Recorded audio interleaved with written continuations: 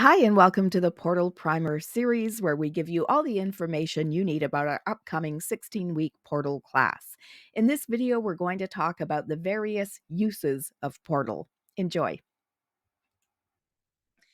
Now, there's a lot of different uses of Portal, so we're going to spend a little bit of time here just to give you a sense of the breadth of what you can do with this consciousness technology.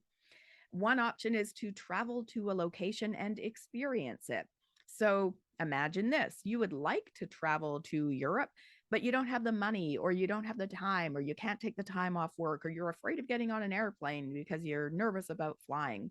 Well, what if you could use Portal and in a 10 or 15-minute period feel as though you've been away for a couple of weeks? You ate the food, you talked to the people, you understood the language, you got to see the sights, you got to have a full on experience of being there that your mind stores like an actual memory. What a great way to see the world, or to see pivotal moments, or to have experiences without actually having to even leave your home. You can meet with people and talk. So, if there's some great thinker you'd love to have a conversation with, maybe you'd like to sit down with Nikola Tesla and pick his brain about something. Oz regularly has meetings, business meetings, using Portal with his deceased grandfather. He gets great insight and great advice from his grandfather.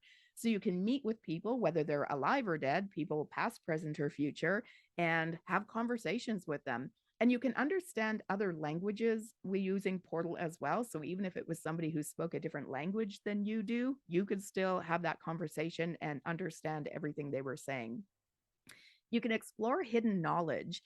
So we had one student whose big goal was to travel to the Library of Alexandria and read all of the books and accumulate all of this wisdom and knowledge. So you can do that with Portal. If there's things you'd like to know about the world, if you want to know if there's life on other planets, you can do these things with Portal. You can find missing people or objects. We have a couple of students who started a business locating missing people.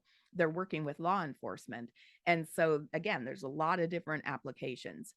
You can get insight into somebody's motivation. So, because you can access any information about any time, place, experience, or person, you can also kind of get inside somebody's mind with Portal. One of the things that you learn in Portal is to do a psychohistory on somebody, which means that you can understand their agenda, their history, their background, the things that have influenced them, so that you can be more aware of the choices that you're making in your life. You can also explore different timelines to see how different choices play out.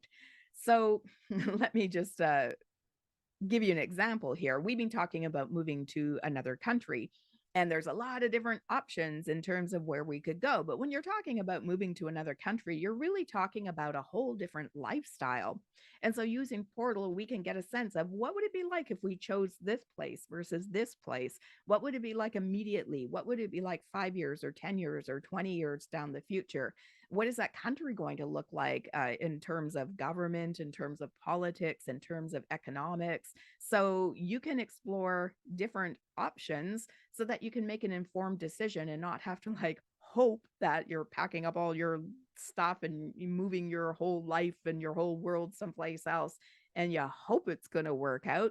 You can have more certainty using Portal by exploring it in advance.